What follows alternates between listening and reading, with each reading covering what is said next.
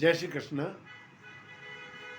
कल के श्लोक में भगवान ने यह बताया था कि जो मेरे मत का अनुसरण करते हैं नित्य उनको मुक्ति प्राप्त होती है, परंतु जो लोग मेरे मत का अनुसरण नहीं करते उनका क्या होता है, ये श्लोक नंबर 32 में बता रहे हैं।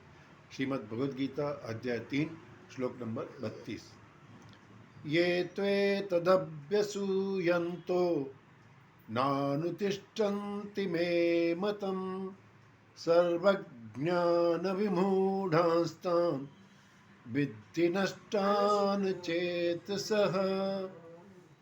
ये तु एतत् अभ्यसूयन्तोः न अनुतिष्ठन्ति मे मतम् सर्वज्ञान विमूढान् तान् विद्धि नष्टान् अचेतसः। ये मतलब जो बहुवचन, यह का बहुवचन है ये।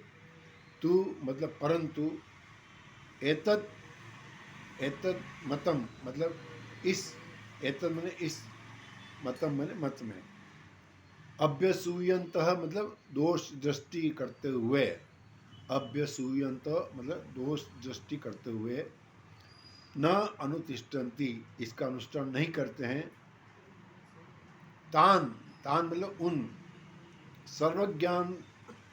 सर्वज्ञान विमूढ़ान मतलब संपूर्ण ज्ञानों में मोहित, और अचेतस मतलब अविवेकी मनुष्यों को विद्धि नष्टान, विद्धि मतलब जानो, नष्टान मतलब नष्ट हुए ही समझो। तो इस श्लोक का अनुवाद यह हुआ कि परंतु जो मनुष्य मेरे इस मत में दोष दृष्टि करते हुए इसका अनुष्ठान नहीं करते, उन संपूर्ण ज्ञानों में मोहित और अविवेकी मनुष्यों को नष्ट हुए ही समझो। न अनुतिष्ठन्ति मे मतम। तो तीसरे श्लोक में जो सिद्धांत था कि सभी कर्मों को मुझे अर्पण करके कामना, ममता और संताप रहित होकर कर्तव्य कर। तो फिर 31वें श्लोक में भगवान ने बताया कि जो इस तरह से मेरे मत का अनुसरण करता है नित्य, उसको मुक्ति प्राप्त हो जाती है। यहाँ पे तू शब्द है, वो तू पद का प्रयोग हुआ है। इसका मतलब ये है कि जो 31वें श्लोक में कहा, इस सिद्धांत को अनुसार न चलने वालों की पृथकता बताने के लिए, मतलब उनको परंतु जो चलते हो तो मुक्त हो जाता, परंतु जो नहीं चलते उनका क्या, ये बताने के लिए तू शब्द का किया है, परंतु करके। अब ये अभ्यसूयन्त मतलब दोष दृष्टि रखना, इसका मतलब क्या है कि जैसे दोष दृष्टि कैसे रखना, जैसे भगवान के भी ये समझते हैं कि हर आदमी चाहता है कि मेरा अनुसरण करे। भगवान भी कैसे, देखो भगवान भी कहते हैं कि मेरे सब काम मेरा मुझे अर्पण करो, मेरा अनुसरण करो। तो ये भगवान के ऊपर भी इस तरह से दोषार्पण करते हैं कि भगवान भी स्वार्थी है इस तरह से। तो ये एक ये दोष दृष्टि होगी। दूसरी दोष दृष्टि क्या होगी कि बिना कामना के आदमी काम क्यों करेगा, भगवान के कामना रहित को काम करो। तो बिना कोई कामना नहीं होगी, आकांक्षा नहीं होगी, तो कोई व्यक्ति काम क्यों करेगा। तो ये भगवान का कहना ठीक नहीं है। और राग द्वेष से कोई विकार असंभव है, उससे कोई मुक्त हो ही नहीं सकता है।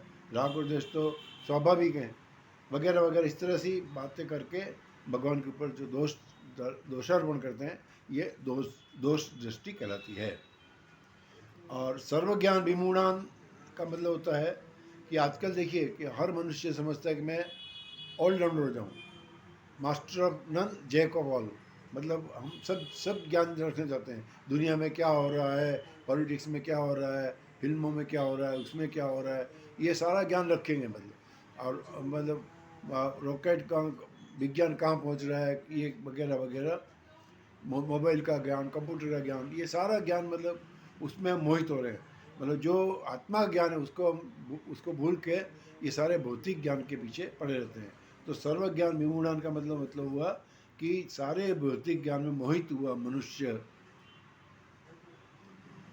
देश भाषा सीखता है, देखो मतलब रशियन सीखते हैं, जर्मनी सीखते हैं, मतलब ये सब जानने की कोशिश करते हैं, मतलब ये सारा ज्ञान इकट्ठा करने का प्रयत्न करते हैं। इसलिए सर्व ज्ञान सभी ज्ञानों में विमूढ़ है, मोहित है, मतलब इस तरह से। और अचेतस मतलब अविवेकी, इनको सही गलत, धर्म अधर्म, आत्मा अनात्मा, ये सब का विवेक नहीं है। बंधन मोक्ष क्या है, ये इसका विवेक नहीं है, इसलिए उनको क्या कहा है, अचेतस। तो ऐसे लोग क्या कहते हैं, विमूढ़। विमूढ़ मतलब क्या, भगवान ने 9वें अध्याय के 12 श्लोक में कहा है, मोगा शाह मोह कर्मणा मोह ज्ञान विचेत सह। तो यही कि तो ऐसे लोग क्या है कि व्यर्थ, मोह मतलब व्यर्थ आशा करते हैं, व्यर्थ चेष्टा करते हैं, मतलब मोह, इनका ज्ञान भी इनका व्यर्थ है इस तरह से। तो ऐसे मनुष्य को विद्धि नष्टान को नष्ट प्राय जानो, अर्जुन को ये करे कि उसको ऐसे लोगों को, अर्थात नष्ट का मतलब उनको पतन हो जाएगा, इनका मतलब उनको जन्म मरण के चक्र में ही पड़े रहेंगे, कभी मुक्त नहीं हो पाएंगे। इसलिए भगवान ने कहा है नष्टान विद्धि पदों का प्रयोग किया है।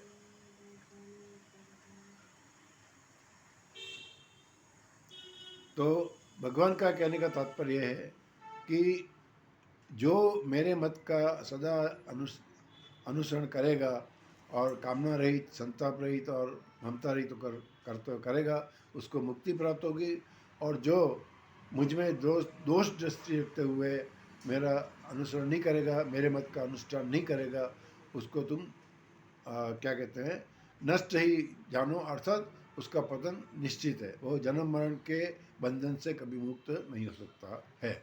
जय श्री कृष्ण।